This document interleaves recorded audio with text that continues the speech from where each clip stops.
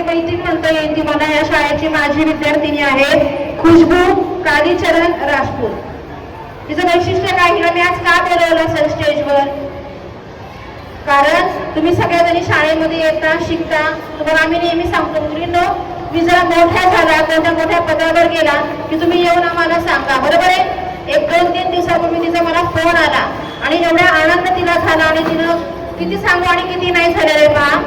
तिला खुशबू जी आहे तिनं 2018 साली आपल्या शाळेतून 10वी उत्तीर्ण झालेली आहे 2018 मध्ये.